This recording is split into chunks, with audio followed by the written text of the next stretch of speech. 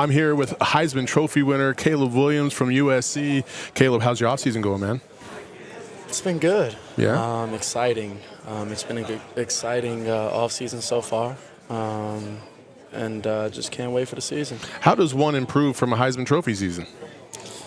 You prove in every way. If you want to regain the respect and all of that, you got to be better than you were last year, and that's always the goal, to be the best player. You work so hard to yourself to be the best player, and I'm working hard to beat the person last year, and that's myself. And they always say it's the hardest person to beat. Yeah, there you go. Obviously, you got Kliff Kingsbury in the fold now as your offense coordinator. How's that been in terms of learning what he likes? He's going to try and pull out of you this season to try and take you to another level. And what does he talk to you about the experience of really coaching up other players like Patrick Mahomes? Yeah, he actually went to watch some of their practices and talk to whether it's the offense coordinator over there or Pat or Andy, and so bringing back the knowledge. He has a lot of knowledge, but bringing back the knowledge of that, bringing his knowledge from actually being in NFL and doing it at the highest level as a head coach and kind of OC and of Kyler.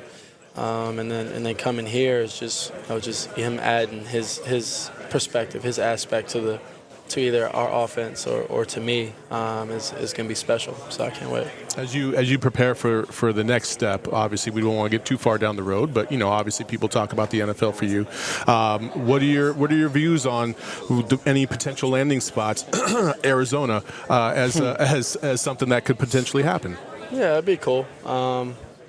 Excited for that moment, but like you said, that moment's not here yet. It's a lot of uncertainty in that. So the certain part that I can speak on and talk about is USC and how special this year is going to be and where we're focused on going and what our motto and things like that is, which is whatever it takes to get what we want. When you look back at your own season last year, obviously as players you identify with yourself and figure out some things that maybe you could have done better. What were some of those things that you feel like, I could work on this? Yeah.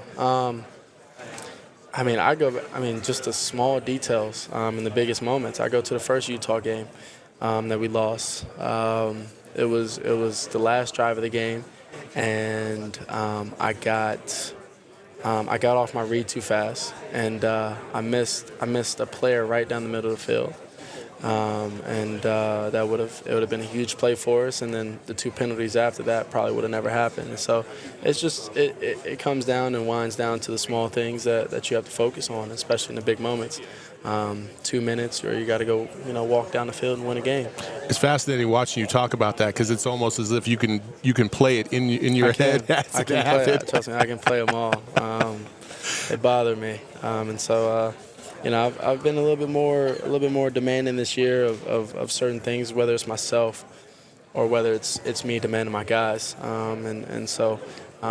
They can. I got all love for them. They understand that, and I care for all of them. I treat them with respect. But you can all hate me in a moment. It's the same thing Jordan said. You can hate me in a moment, but when we host a trophy, we're all gonna be cheering, taking pictures, with the goggles on and things like that. So I'm just pushing as hard as I can so we can all go enjoy on Saturdays, and then.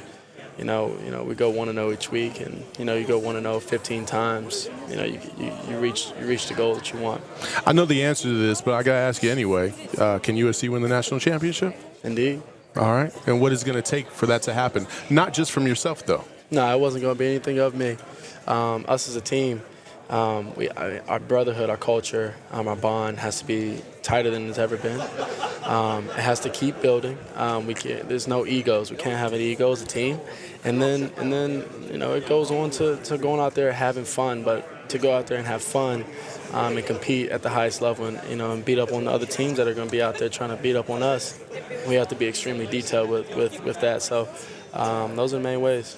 Last question for you. Oklahoma, USC, when you get into these programs, and then obviously these are the things that the next level is going to want to know about you.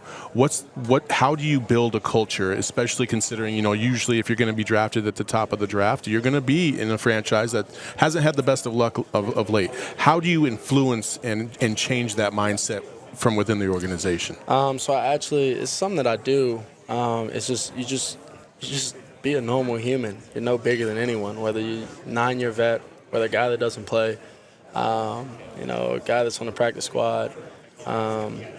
Speaking on the NFL level, like you don't act bigger than anyone.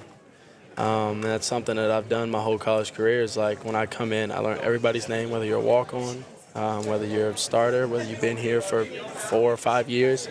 I learn your name and I learn where you're from. I treat you with respect. I go out there, I work hard, I do my job.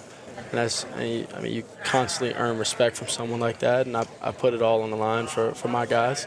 And the game's bigger than anything that I'm thinking or feeling, and so you can always get a sense and feel from someone like that. We got a lot of guys like that, so it's gonna be a good year. I can't wait, very excited. Cool. Well, that is the Heisman Trophy winner, Caleb Williams. Thank you so much for joining us, brother. Thank you. All right, man. Pleasure.